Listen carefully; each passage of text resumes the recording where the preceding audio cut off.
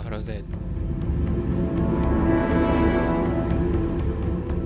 مولاي، يحكى أن في زمن من الأزمان اكتشف رجل هيمان عطر وفستان.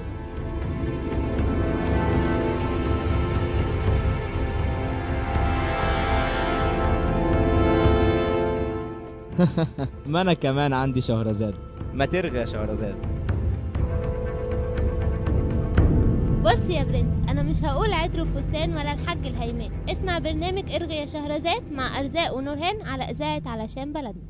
احكي يا شهرزاد، احكي لشهريار، اشغلي ليله وليله ولطلوع النهار.